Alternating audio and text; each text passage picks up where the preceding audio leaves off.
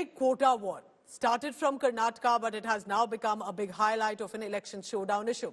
Karnataka quota war, which is about 4% quota to the Muslims that have been there for years now in the state of Karnataka. But because the caste panel also recently said the categorization of entire Muslim community as a backward class has triggered a massive storm politically. Prime Minister Modi specifically lambasted the Congress party, and this time again accusing it that they have given away the OBC quota share to the Muslim community when it comes to reservations in Karnataka specifically. Prime Minister Modi has said they are snatching away the rights of other underprivileged groups, and that Congress wants this Karnataka model to be implemented across India if they win. Prime Minister has attacked the Congress, saying that it was them who gave OBC status to the Muslims illegally, and that it was just appeasement politics, referring to the Congress party. But Karnataka Chief Minister Siddaramaiah has been one after another giving and putting out, as he calls it, the fact check, saying that one, this quota has been there for 30 years at least, and Prime Minister's attack saying that his remark is clearly stemming from ignorance. Siddaramaiah said Prime Minister must either substantiate or apologize. He's pointed out that it was former Prime Minister Deve Gowda who implemented the Muslim reservation in the Karnataka state, and nobody had objected to it back then. He's also saying that Prime Minister Modi saying this and in such a manner does not befit his position. उन्होंने रातों रात एक कागज निकालकर हस्ताक्षर करके उन सबको ओबीसी घोषित कर दिया। अभी ओबीसी घोषित कर दिया तो बहुत बड़ा तूफान हो गया।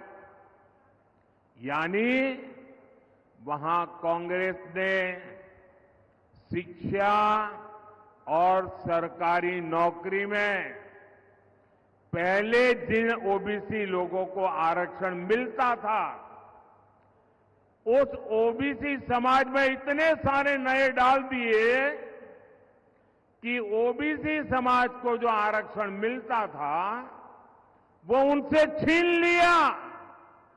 अगर कांग्रेस आती है तो ये सारी सुविधाएं दलितों, पिछड़ों, आदिवासियों और सामान्य वर्ग के गरीबों को नहीं मिलती।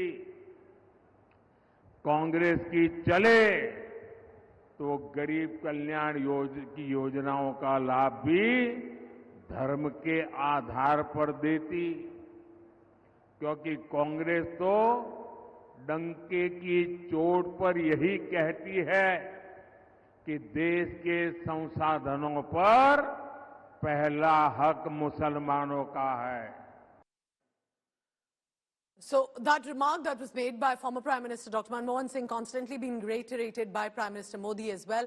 I want to bring in Anaga Keshav, from Bengaluru. Anaga, go ahead, because very interestingly, and I would say that more than other Congress leaders who are not coming out as much with explanations on retorts and to make it all clear, it is Chief Minister Siddaramaiah of Karnataka, who's also a Congress leader, of course, is constantly putting it on camera, on Twitter, explaining it. How has the Karnataka Muslim quota war become the big highlight of the issue? Go ahead. Well, Pooja, India Today too fact-checked Prime Minister Modi's claims that it was Congress that first of all put Muslims under, under OBC quota. We made it very clear, fact-checking the Prime Minister's claims that it was Deve Gowda in the year 1994 that first included Muslims under OBC quota. Subsequently, last year, under Bommai's leadership, Muslims were pushed from OBC quota to the EWS section, which was later stayed by the Supreme Court. And now the Prime Minister has, during an election time, he has stated that it was Congress who did it, but in reality, it is his own ally, former Prime Minister H.D. Deve Gowda. When he was in power in the year 1994, he was the one who pushed OBCs under OBC quota. And the Congress in Karnataka has reacted negatively to the NCBC's comment as well, stating that they are in fact parroting what the BJP wants. It's the election time and everything is happening exactly 30 years later. Why is it that it's happening only during elections? After that too, 30 years is the big question that the Congress in Karnataka is raising.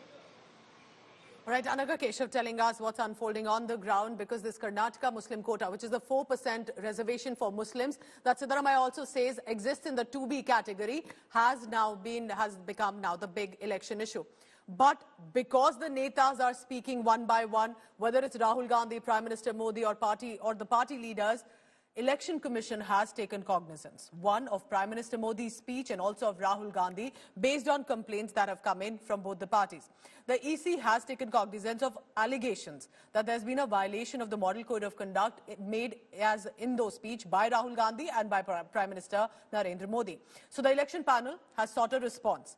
Both the party chiefs, which is Mallikarjun Kharge of the Congress Party and JP Nadda of the Bharatiya Janata Party, will have to now respond by the 29th of April, I'm told, which is at 11 a.m. They have to, which is the deadline, and submit about why and what was said. Election Commission has asserted that top brass words have dire consequences. Star campaigners need to behave while they deliver a speech in political rallies. Election Commission's action has come after both the parties have complained over another party's leader. Aishwarya Paliwal has been tracking all of that as well. Aishwarya, do tell us if you have the clarity and confirmation about what speech has become a problem of Prime Minister Modi and Rahul Gandhi that complaints have been filed, and what happens, what is the procedure like when Election Commission has said, send us a reply, why was this mention made? Well, let me tell you, Pooja, when we speak about Prime Minister, what he spoke about, when he said that this is a place, when he spoke about Rahul Gandhi and he said that these people do not know what they want, that is one of the things that the Congress Party has picked up. All the videos were seen by the ECI, and after that, they now understand that they want a response. The response will now be given to them, and after the response, further course of action will be taken by the ECI. This is the normal way. The ECI is now saying that we will have to vet what both the parties tell us, and only after that a final decision will be taken. But 11 a.m. is the deadline that has been given to both the parties, and now they'll have to submit a response by 29th of April.